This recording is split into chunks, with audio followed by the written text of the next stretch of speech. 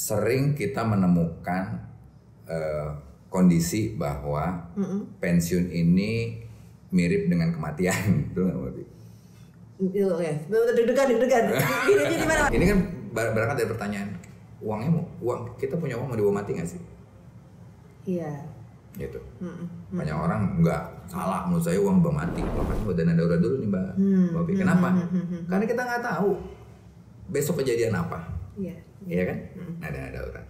Nah, baru tadi yang Mbak Bi bilang tuh, menurut saya siapin masa depan.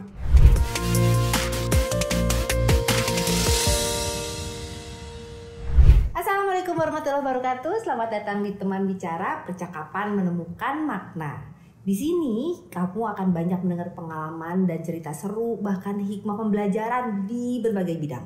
Leadership, karir, self growth, bisnis, parenting, bahkan relationship. Nah, saya Coach Opi yang akan menemani kamu semua di Teman Bicara ini. Dan bukan teman bicara kayaknya ya kalau saya ngomong sendirian. Makanya di sebelah saya ada Pak Wendy. Ya Bobi. Apa kabar Pak Wendy? Assalamualaikum. Waalaikumsalam warahmatullahi wabarakatuh. Wih, sekali lagi selamat datang di Teman Bicara. Susah loh ngundang beliau loh teman-teman.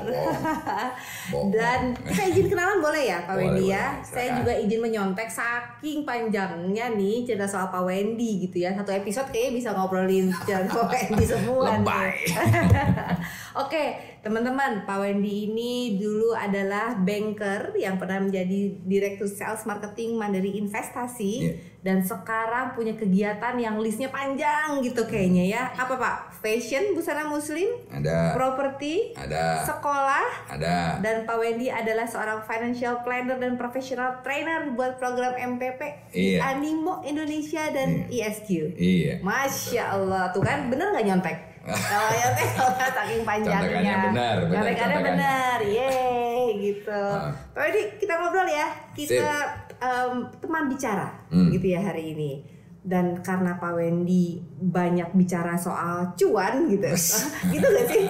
Kalau finansial cuan, nggak ada cuan nggak bisa hidup kata orang-orang. Nggak ada cuan nggak bisa hidup. Tapi nggak kayak gitu sebenarnya. Nah ini yang menarik, ini yang pengen kita ngobrolin gitu ya sama teman-teman di rumah. Dan bicara mengenai cuan, sebenarnya lebih pengen ngobrolnya adalah nggak usah ngomongin cari cuan, tapi gimana nyiapin cuan gitu Pak Wendy. Kalau gimana cari cuan, tuh ceritanya pasangnya lilin gitu. Pasang lilin, pergi Gunung Kawi gitu. Ini cara ngatur cuan. Soalnya ngebayanginnya kalau kita udah pintar ngatur, mau sedikit banyak, insya Allah bisa teratasi ya. Gitu. Bener nggak Pak? Betul. Bener. Jadi kalau ngatur uang itu bukan hanya kita bicara uang besar dan uang kecil, tapi semuanya memang perlu diatur.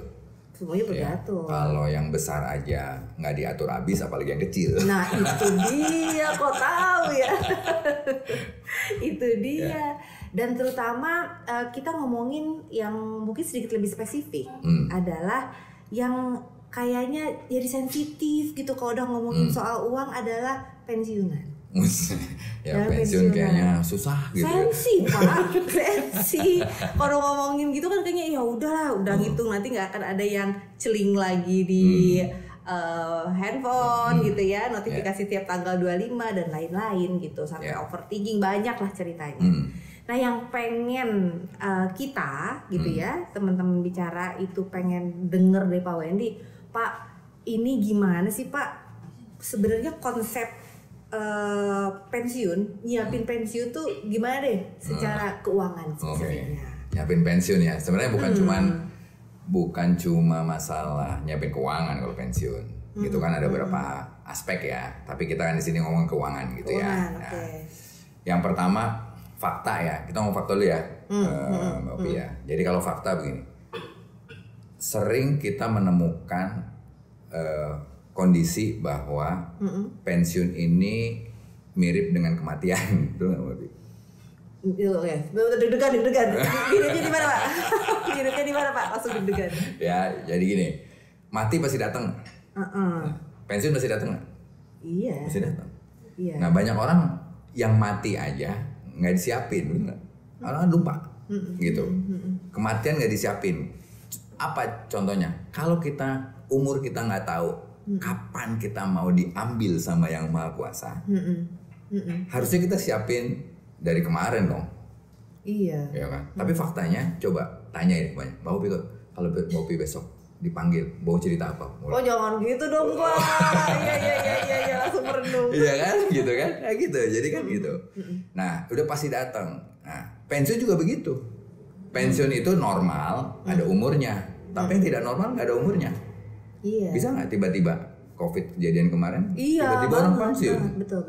Iya kan? Betul. Kita nggak tahu. Nah, jadi pensiun itu sebenarnya bukan terkait sama usia saja, tapi dengan kondisi yang banyak. Nah, banyak orang yang nggak nyiapin. Saya masih 20 tahun, 30 tahun, nantilah pensiun gitu. Tiba-tiba nggak lama perusahaannya tutup segala macam, dia harus pensiun. Ya, perlu menyiapkan journey berikutnya lah. Betul, supaya dia bisa hidup normal. Nah, jadi kalau itu fakta yang pertama, kita sering udah tahu itu bakal datang nggak disiapin. Ya, itu fakta yang pertama. Jadi untuk teman-teman bicara semua nih ya, saya pesankan gitu ya, mau usianya berapapun ya siapin pensiun deh, karena pensiun itu bisa datang kapan aja, kayak mati. Iya benar ya. Sih, benar. Gitu ya, kayak mati ya, itu yang pertama. Yang kedua, ketika kita bicara mengenai pensiun, seringkali kita fokus kepada saya kepengen mempertahankan lifestyle saya. Betul. Gitu ya. Nggak salah. Tapi kalau mau nyiapin lifestyle, terus nyiapinnya mulai kapan? Iya. Gitu kan. Singkat. Ambil contoh. Misalkan sekarang orang pensiun, biaya hidupnya berapa kira-kira Mbak Upi? Sebulan. Kalau orang pensiunan di mana? Jakarta apa non Jakarta? Di luar Jakarta. Jakarta lah ya. Jakarta. Okay. Sekeluarga gitu ya. Iya. Kan kalau udah pensiun, mudah-mudahan anak udah selesai kalau yang berkeluarga. Tinggal berdua lah. Berdua hidup, pensiun, kira-kira butuh berapa ya? 5-10 juta gitu. Iya, 5 juta, 10 juta. Oke, ambil 5 juta. Setahun berapa? Ya, pagi-pagi suruh ngitung nih ya. 60 juta. 60 juta. Ya, 60 juta. 60 juta mau hidup berapa tahun? Dari mulai pensiun sampai kira-kira mau dipanggil umur berapa kira-kira kan gitu kan. Nah, orang Indonesia tuh umurnya sekitar 70-75. Surveinya BPS. Kalau 75, pensiunnya 56 atau 55, berarti kan 20 tahun. 20 tahun. Kalau setahun 60 juta, 20 tahun berapa? 1,2 miliar. Gitu kan? Nah, punya nggak duit 1,2 miliar? Itu belum inflasi ya? Belum inflasi. Gitu. Itu baru buat biaya hidup. Kan kebutuhan pensiun banyak. Betul. Ngawinin anak. Iya. Berapa biayanya? Gitu ya. Nah, itu semua kan perlu di planning. Nah, coba teman-teman bayangkan kalau kita mau lifestyle saya pengen nggak berubah, ya kan? Pengen nggak berubah, tapi lu nggak nyiapin lu gimana gitu. Iya. Gitu. Nah, itu kaitannya dengan yang pertama. Jadi penting buat kita, fakta yang saya temui ya, ini juga risetnya HSBC begitu ya, 9 dari 10 orang tidak siap pensiun. 9 dari 10. Jadi cuma 1 yang nyiapin pensiun. Gitu. Wow, oke. Dan data dari BPS gitu ya, penghasilan pensiunan terbesar di Indonesia itu dari anak dan mantu. Yang sekarang marak disebut sebagai sandwich generation. Gitu. Nah, ini kan kita nggak pengen ke depan kayak gitu. Iya. Kita pengen semua orang manusia lagi, semua individu di Indonesia itu yang mandiri lah, pensiunnya bisa lebih oke. Bisa lebih gitu. Oke. Tapi tadi pertanyaannya apa ya? Kok saya jawabnya melatih? Iya benar. Iya benar. Jadi apa yang bisa disiapin? Gitu ya kan? Iya benar. Gitu. Ini apa yang bisa disiapin? Tapi jadi menarik ternyata gini. Orang kalau ngomong pensiun, persiapan pensiun kan ngomongnya seolah-olah ya deh ntar saya pensiun 56, 58, berapa tahun lagi.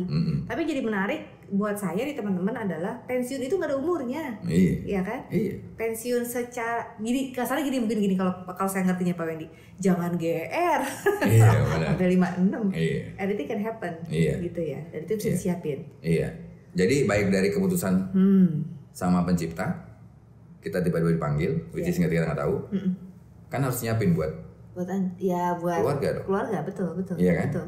Kalau kita nggak siapin, makanya banyak orang keleleran kan. Begitu Iya. dipanggil masih muda 30-40 tahun, keluarganya terbengkalai. Ya.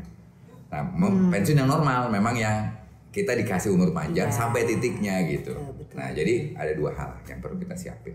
Betul. Dan ini mindset kayaknya ya. Mindset. Yang artinya kalau udah bicara mindset, kita jadi luas nih ngobrolnya ya.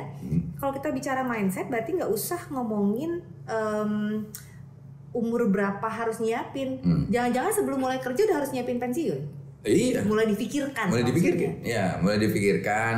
Jadi contoh begini ya, kayak ini aku terapin ke anak-anakku ya. Mindset keuangan itu nggak ada pelajaran di sekolah, betul nggak? Betul. Ya, iya. Memahami uang itu apa sih? Coba teman-teman bicara.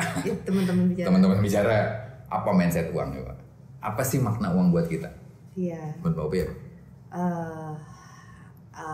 Alat yang jelas, gitu. Alat yang jelas buat apa ya? Untuk hidup mungkin. Untuk memenuhi kebutuhan hidup. Memenuhi kebutuhan. Ya, oke. Itu benar, tapi nggak cukup. Gitu. Jadi uang itu sebenarnya punya dimensi yang bermacam-macam. Tinggal kita mau bawanya kemana, gitu ya.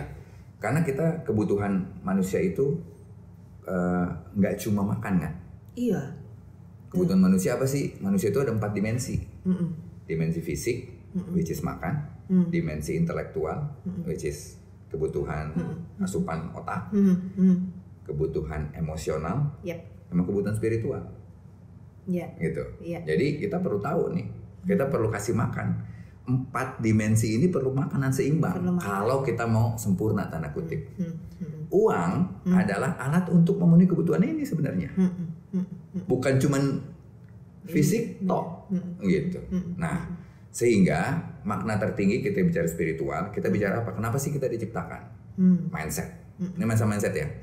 Pernah nanya nggak Mbak Opi, teman-teman semua nih yang ada di rumah di mana semua, pernah nanya nggak kenapa sih sama pencipta menciptakan kita? Apa iseng-iseng? Ya, kan? Ya, makanya pasti ada purpose. Bener. Kan judulnya retirement with purpose. Benar.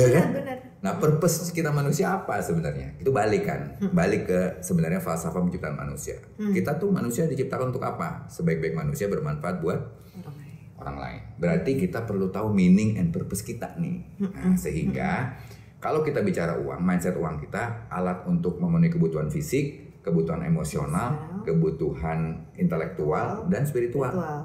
Nah, makna uang tertinggi itu adalah uang sebagai alat untuk beribadah sebenarnya. Karena manusia diciptakan untuk beribadah. Begitu kan? Berarti uang sebagai alat untuk beribadah dong.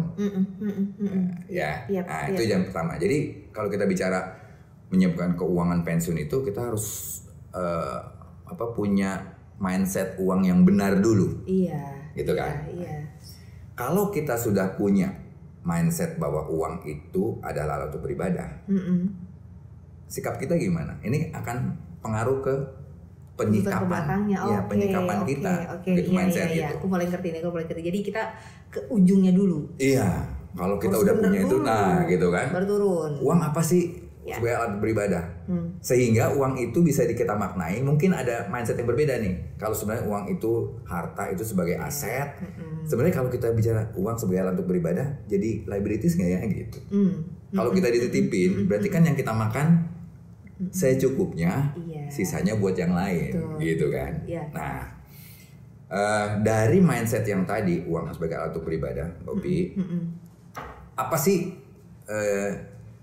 sikap kita yang pertama ketika kita dapat uang, berapapun itu, harus kita manfaatkan untuk bersyukur kepada Sang Pencipta. Betul nggak? Kan berapapun itu kan berarti apakah Tuhan, ya kalau kita yang Islam Allah begitu ya, apakah Allah kasih kita rezeki itu kurang menurut kita? Biasanya begitu kan kita manusia kan? Ya manusia kan maunya banyak. Gitu kan? Baju segini, hidup kan tinggi, mana cukup gitu kan? Nah, padahal kita sepakat Tuhan Allah itu maha mengetahui. Dia tahu sebenarnya yang pas buat kita. Iya. Ketika yang pas berarti dikasih segitu, ya kita memang pantasnya segitu. Gitu. Nah, kita syukuri yang pertama. Setelah kita bersyukur, apa yang perlu kita lakukan adalah, apa sih bentuk bersyukur itu? Implementasinya adalah kita menggunakan uang itu dengan sebaik-baiknya. Menurut aturan siapa? aturan yang ngasih, betul gak? Iya. Bapak ini nitipin handphone ke saya, ya kan? Bapak ini titip handphone ya, nah kan Bapak kasih, nanti handphonenya lu boleh pakai, tapi lu jangan baret-baretin ya, gitu kan ada aturan kan? Nah udah saya pakai boleh saya, ya sesuai aturan. Nah ini dititipin nih rezeki, set gitu kan? Ya aturannya mana? Aturannya ngasih dong. Iya. Nah aturan ngasih gimana? Ya dimanfaatkan uang itu menurut aturannya. Aturannya apa? Ya kita pakai untuk tadi, untuk beribadah. Apa sih? Untuk siapin diri kita sendiri dan keluarga kita. Kan kita dititipin keluarga juga, anak segala macam. Hari tua kita harus dijaga kan supaya kita mandiri. Nah jadi pemanfaatannya itu ya salah satu, kalau kita bicara pensiun sebenarnya sangat spiritual. Kenapa kita perlu menyiapkan? Bahkan bukan mau deket pensiun dari jauh-jauh hari. Karena itu adalah bentuk implementasi kita terhadap rasa bersyukur kalau kita nyiapin masa depan kita. Artinya apa? Kita menyiapkan masa depan kita. Iya. Dan yang sebenarnya bukan dari sisi finansial saja, dari sisi lain-lain tadi kan ada 4 tuh. Di Spiritual, dalam ya, di artinya dalam. ya. Gitu. Nah, finansialnya iya, karena finansial itu salah satu saja kebutuhan fisik, gitu kan. Tapi sebenarnya ada kebutuhan yang lain-lain yang perlu kita penuhi juga dengan uang, gitu kan. Yes. Gitu, kira-kira itu mindset yang perlu kita samakan dulu nih kalau uang kayak gitu. Jadi kalau pensiun itu keniscayaan, memang harus kita siapkan. Betul. Ya, mau umur berapapun gitu. Gitu sih kalau menurut. Baru ngobrol bentar aja udah langsung terbuka. Karena gini, karena orang sepemahaman mungkin dari pengalaman, dari sekitar gitu ya Pak Wendy. Kalau udah ngomongin soal gimana cara nyiapin keuangan untuk pensiun gitu ya, orang udah larinya ke kalkulasi matematika angka gitu. Padahal sebelum ketemu angka ada dulu yang mesti di fine tune gitu ya, soal gimana cara dia melihat itu, gitu. Dan itu akan sangat membedakan. Beda. Jadi nanti alokasinya bisa beda. Contoh nih. Kalau kita dapat sekarang, ya kan, dapat uang nih, ya. Ini mau yang kita ambil coba ya, yang umur mungkin masih relatif muda lah ya. Bopi kan masih muda ya kayaknya. Yahin aja. Beda dong sama saya, gitu kan nih. Gen Z, milenial, saya agak kolonial begitu lah ya kan. Salim. Nah jadi yang muda-muda gitu ya. Ketika dapat gaji, dapat penghasilan apapun itu. Ini mau pekerjaan yang rutin, kantoran, dapat gaji maupun pekerjaan yang usaha serabutan lah apapun gitu ya kerjaannya kan. Ya, saya juga suka bilang begini. Kalau kerjaan serabutan saya juga serabutan. Artinya apa? Saya nggak punya pekerjaan tetap tanda kutip. Saya bukan pegawai. Ya, saya merintis usaha. Saya menjadi sharing sama orang ya. Kalau puas ya bayar, kalau nggak puas kasih masukan gitu kan. Nah, jadi semua itu bisa kita siasati. Apakah orang yang pekerjaan serabutan nggak bisa menyiapkan pensiun, nggak bisa menyiapkan keuangan? Enggak juga kan, justru harus lebih matang. Karena tidak lebih pasti dong. Gitu. Nah itu mindset yang pertama. Jadi kalau kita bicara bagaimana kita menyiapkan pensiun, alokasi ya. Berarti kalau kita dapat uang, yang pertama apa sih yang perlu kita siapkan pertama kali kalau kita dapat rezeki, titipan rezeki, Mbak kalau pakai mindset uang sebagai alat untuk beribadah, menurut Mbak? Karena udah diajarin tadi ya. Jadi yang pertama adalah bersyukur dulu. Bersyukur dulu. Terus setelah bersyukur, bentuk bersyukur apa? Alokasi pertama kalau uang kita itu pakai buat apa? Untuk tujuan yang jangka panjang. Jangka panjang itu dalam artian yang terbayang di aku adalah kalau kita memang spiritualnya sudah kencang, apa yang mau kita siapin buat nanti? Nah gitu. Berarti yang pertama pengeluaran untuk Tuhan Maha Kuasa kan? Iya. Itu prioritas pertama, ya kan? Bagaimana kita mengalokasikan kalau yang Muslim zakat, infak, sodako, yang Nasrani perpuluhan, itu pertama kali, itu prioritas nomor 1. Karena itu buat nyiapin apa? Masa depan. Iya. Yang paling jauh. Yang paling jauh kan? Walaupun nggak bisa datang besok, tapi sebenarnya itu paling jauh kan? Nah itu yang pertama. Karena mindset kita tadi alat beribadah. Nah, ini suka agak misok apa ya bahasa ini misok apa sih? Enggak apa itu bahasa Inggris ya. Ya. Orang suka ini, suka ya salah ini ya gini. Jadi berapa sih kalau kita ngeluarin zakat, infak, sedekah biasanya orang-orang? Ya kalau aturan ada 2,5%. Tapi apakah betul segitu? Ya nggak tahu ya. Itu kan zakat. Iya. Infak sedekahnya belum. Belum. Iya kan? Tapi orang merasa 2,5% itu udah lebih dari cukup. Iya kan? Kan udah gitu. Nah, bayangkan ya, kita kepengen ya hidup nyaman bahkan setelah kematian. Masuk surga lah begitu ya. Kalau kita mau jalan jauh bekalnya banyak kan, Mau? Wis, bisa 2 ini buat bekal aja. Gitu ya kan. Jadi kalau misalkan dia perlu bekal banyak, berarti kalau 2,5% cukup banyak. Ya kalau mau nyaman ya makin besar persiapannya, makin nyaman. Nah gitu ya. Nah banyak orang yang merasa 2,5% sudah lebih dari cukup. Padahal itu untuk perjalanan panjang. Ya. Nah ini kan berangkat dari pertanyaan, uang kita punya uang mau dibawa mati nggak sih? Iya. Gitu. Banyak orang nggak, salah menurut saya uang bawa mati. Iya. Harus bawa mati, orang kita mau jalan jauh. Iya kan? Pengeluaran pertama ini biasanya orang pelit. 2,5% udah cukup. Padahal pengeluaran ini nggak ada resikonya. Manfaatnya kecil atau besar? Wah, tak terukur kayaknya. Besar apa besar? Besar. Besar banget. Nah, udah nggak ada resikonya, nggak mungkin hilang kan? Ya kan? Pasti ada manfaatnya, manfaat besar. Harusnya keluar besar atau kecil? Ya harus gede dong kalau kita mau dapet nyaman nantinya. Tapi faktanya keluarnya kecil. Yes. Nah itu satu yang saya bilang korslet pertama. Betul. Korslet pertama ya. Nah jadi kalau kita sadar itu, kita pasti alokasikan ini baik. Karena ini untuk masa depan kita sesungguhnya setelah kematian. Kalau kita percaya kiamat itu ada dan hidup setelah kiamat itu setelah kita mati ada. Yang kedua ya menurut saya dengan mindset tadi kita perlu mengalokasikan untuk pembayaran utang. Oke. Kalau kita masih punya utang, ya saya berharap sih teman-teman bicara semua nih utangnya terkondisikan. Terkondisikan, oke. Ya, jadi nggak eksesif, nggak besar.